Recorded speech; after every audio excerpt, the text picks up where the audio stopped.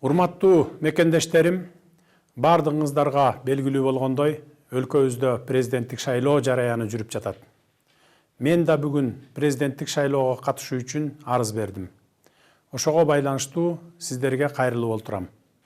2020 жылдын 4 октябрындагы парламенттик шайлоодогу мыйзам бузуулар 5-6 октябрдагы элдик толкундоолордун келип чыгышына себеп болду.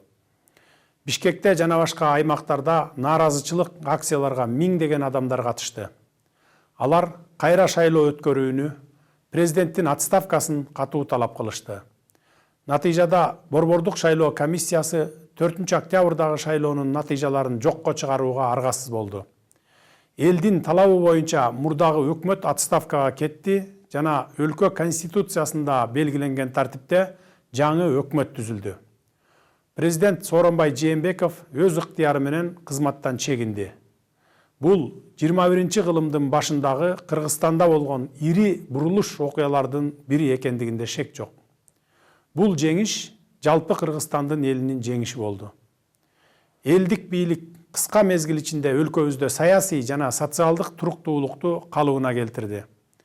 Бардык эл аралык милдеттенмелер, буга чейинки эки тараптуу жана көп тараптуу келишимдер жана макулдашуулар толугу менен аткарылууда. Ошол эле учурда, урматтуу мекендештер, алдыбызда олуттуу жана жооптуу маселелер бар. Биринчи, элдин талабын аткаруу максатында конституциялык реформалар даярдалууда. Жакынкы күндөрү конституциянын жаңы долбоору Жогорку Кеңештин кароосуна берилет. Баш мыйзамга өзгөртүүлөр боюнча ар бир жарандын сунушу эске алынат. Жаңы конституциянын долбоору эл тарабынан колдоого ээ болсо, өлкөдө башкаруунун жаңы системасы түзүлөт. Экинчи, келерки парламенттик шайлоолорду конституциялык реформалар аяктагандан кийин 2021 жылдын жаз айларында өткөрүү болжолдонууда.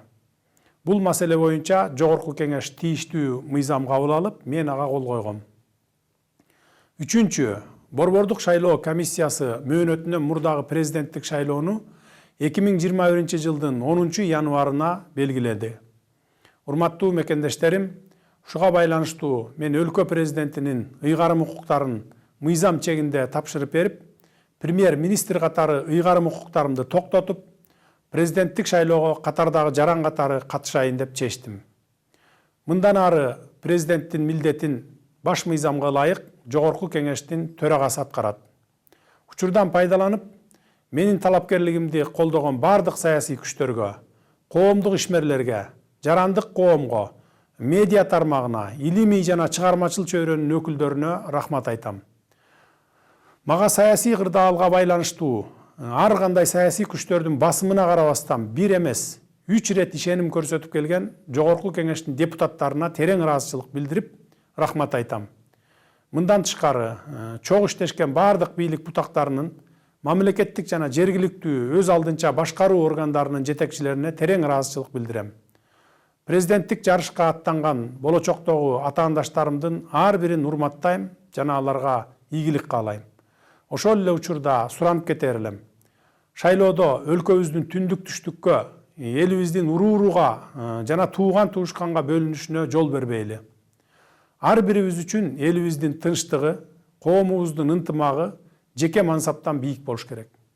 Шайлоонун шары менен амбиция калтырып, өлкөбүздүн бүтүндүгүнө, мамлекетибиздин бекемдигине доо кетирбейли. Сүйүктүү Кыргызстаныбыздын тагдыры саясаттын курмандыгы болбош керек. Биз баарыбыз кыргызстандыкпыз. Биз бирдиктүү жана көп улуттуу элбиз.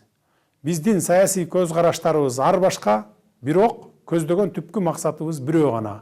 Ал сүйүктүү мекенибиз Кыргызстандын жаркын келечеги. Бардык мекендештериме бекем ден соолук, узун өмүр, бакубат турмуш каалайм. Жергебизде тынчтык, эл ичинде биримдик, ынтымак, рашкерлик болсун. Өлкөбүз гүлдөп өнүксүн. Биздин ураан бирдиктүү эл, өнүккөн өлкө.